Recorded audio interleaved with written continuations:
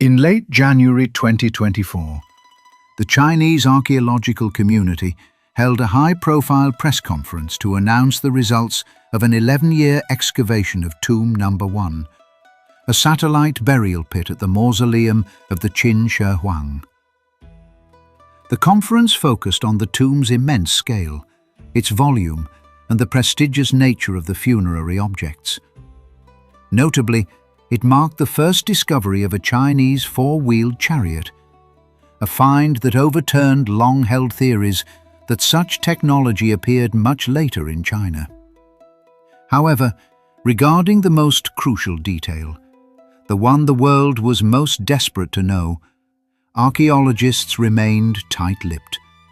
Who was the occupant of Tomb No. 1, situated in such close proximity to the first emperor?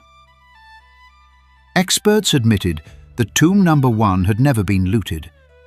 They successfully recovered a massive 16-ton wooden outer sarcophagus and opened the inner coffin. The richness and rank of the artifacts within and around it filled numerous gaps in the archaeology of high-ranking Qin Dynasty nobility. This was no ordinary aristocrat's grave. Every detail radiated the imperial majesty second only to the emperor himself. The official report ended there. Regarding the identity of the occupant, archaeologists stated that the relevant artifacts had been sealed and transferred to laboratories for forensic confirmation. 2 years have passed, yet no definitive answer has been given. Even basic excavation updates or new research reports on Tomb No. 1 have become rare. For a find of this magnitude within the first emperor's mausoleum complex, this prolonged silence is highly unusual. While official archaeology remains silent, the historical community has begun its own deductions.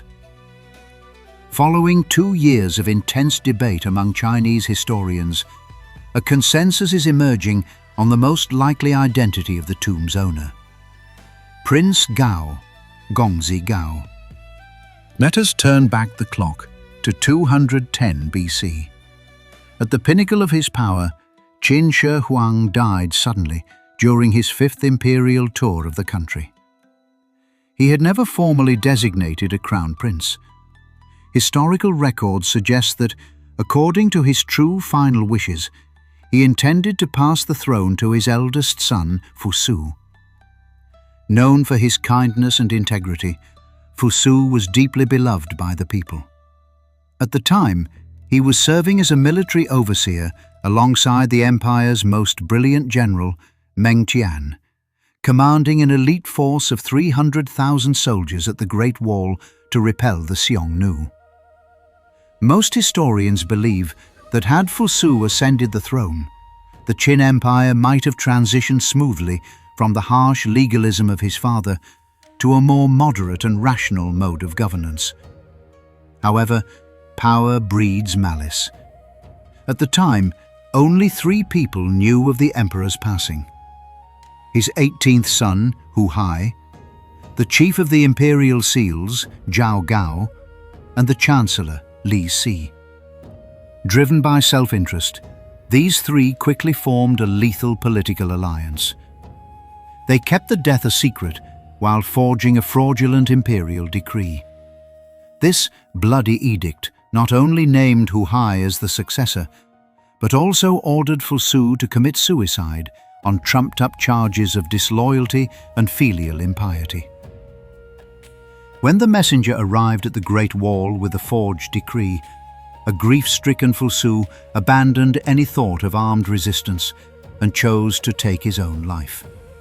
His loyal supporters, Meng Tian and Meng Yi, were subsequently executed. Shortly after, Huhai ascended the throne in the capital of Xianyang, known to history as Qin Er Shi, the second emperor.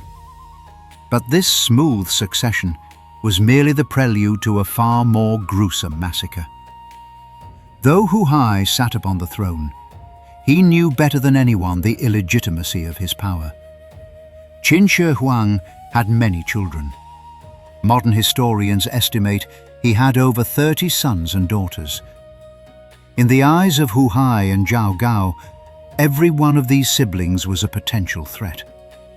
To eliminate this profound sense of political insecurity, Zhao Gao proposed a chilling solution: the total extermination of the imperial princes and princesses. After fabricating charges of treason and rebellion, a systematic purge of the Qin bloodline began in Xianyang. According to the records of the grand historian, Shi Ji, the methods of execution were exceptionally cruel and intended to serve as a public deterrent. The first victims were 12 high-profile princes. They were taken to the bustling marketplace of Xianyang and publicly beheaded in broad daylight. The purpose of these public executions was not just physical elimination, but the creation of an atmosphere of extreme political terror, signaling to the entire empire the cold-blooded and irresistible nature of the new regime. More horrifying still was the subsequent execution of 6 princes and 10 princesses in Du County, south of modern-day Xi'an. This time, the executioners employed a capital punishment known as jia. In ancient Chinese law, jia was a ritualistic dismemberment, literally tearing or hacking the human body to pieces. These imperial offspring of jade and gold, who had lived lives of extreme privilege, were reduced to mangled remains under the executioner's blade. Additionally, 3 elder princes, against whom no charges could be plausibly fabricated, were simply bullied into suicide. This is why Chinese historians have long held that Qin Shi Huang had 33 children. These records account for 30 victims, plus Fusu and the second emperor himself, totaling 32. Who was the final one? The final one was Prince Gao. Faced with such a psychotic slaughter at the hands of their own half-brother, a Western audience might ask a reasonable question. Why didn't these princes and princesses, with their vast social resources and wealth, choose to form alliances and revolt, or flee to other states? This highlights the deep psychological deterrent of the brutal Qin legal system. According to the law on fugitives, unearthed from the period, if an official or prince chose to flee, not only would he find it impossible to escape the empire's pervasive household registration and checkpoint system, but his entire family, his wife, children, associates, and even domestic servants would face agonizing torture and clan extermination. In the face of absolute imperial power and a legal machine with no blind spots, the cost of resistance or flight was far more terrifying than death itself. Furthermore, the precedent of the eldest son Fusu, who was easily eliminated by a single forged letter, had completely shattered the psychological defenses of the remaining royals. Thus, most princes and princesses could only wait in despair and paralyzing fear, like lambs for the slaughter, for Huhai's blade to fall. In the midst of this carnage, the Shi Ji provides a particularly poignant account of the fate of Prince Gao. As reports reached him of his siblings being beheaded in the marketplace and dismembered in Du County, Prince Gao fell into a state of absolute terror. He knew that Huhai's blade would eventually find his neck. As a high-ranking prince with significant resources and followers, he had contemplated flight. But he knew that if he fled alone, his wife, his children, and his entire lineage would be branded as rebels and subjected to total extermination. To save the lives of his family, after a period of agonizing soul-searching, Prince Gao made a tragic decision. He would offer his own life in exchange for his family's survival. Prince Gao proactively submitted a petition to the new emperor Huhai. He wrote, "When the late emperor was alive, I entered the palace to receive imperial food and departed in the emperor's own carriages. I wore the fine raiment of the imperial storehouses and rode the noble steeds of the imperial stables. Now that the late emperor has passed, as his son, it is only right that I follow him to the world below. Your servant requests to be buried as a sacrifice, to follow the late emperor in his final rest at the foot of Mount Li." Upon receiving this request for suicide, Huhai, who had been wary of Prince Gao, was overjoyed. This act of offering one's neck to the blade not only removed a potential military risk, but also provided a perfect veneer of filial piety for the imperial house. Zhao Gao and Huhai were delighted. They not only granted the request and pardoned Prince Gao's family, but to display his magnanimity, Huhai ordered 100,000 copper coins to be allocated from the national treasury as a special fund for the prince's lavish burial. Those 100,000 coins represented the ultimate mockery of family ties by a bloodthirsty regime. Prince Gao was ultimately forced into suicide, using his own bones to pave a blood-soaked path of survival for his descendants. The accounts above represent the official narrative recorded in the Shiji. For centuries, however, many argued that such tales were too absurd, the massacres too barbaric to be true. Was this merely Han Dynasty propaganda? A smear campaign designed to justify their own mandate of heaven by vilifying the preceding Qin? These doubts were definitively shattered by an archaeological discovery in 1976. In the village of Shangjiao, located just east of the first emperor's mausoleum and adjacent to the Terracotta Army, archaeologists stumbled upon a cluster of 17 satellite tombs. 8 were selected for salvage excavation. When the experts opened the chambers, the site left even the most seasoned archaeologists cold. This was not just a royal burial ground. It was a prehistoric serial murder scene of unimaginable cruelty. Beyond the high-value imperial treasures, exquisite jade pendants, silk remnants, bronze swords, and gold and silver ware, it was the condition of the remains that was truly shocking. Forensic anthropological analysis revealed that these skeletons bore the distinct marks of extreme, non-natural violence. The victims were remarkably young, ranging from 18 to 30 years old. In the right temporal bone of a man approximately 30 years of age, archaeologists found a bronze arrowhead deeply embedded. This was a clear mark of close-range execution or violent assassination. The bronze tip was the direct instrument of his death. Multiple skeletons were discovered with heads, trunks and limbs completely severed at the time of burial. In some tombs, the occupants had been beheaded, their lower jaws split in two by sharp blades. In the grave of the man with the arrow-pierced skull, his severed head and limbs had been placed in a separate wooden box atop the coffin. This punitive separation of body and soul served as both a physical execution and a supreme ritualistic insult. This forensic evidence perfectly mirrors the grim accounts in the Shiji regarding Huhai's use of jia, dismemberment, to eliminate his siblings. If forensics illustrated the cruelty, the artifacts confirmed the identities. Beside the broken remains, archaeologists found two crucial private seals.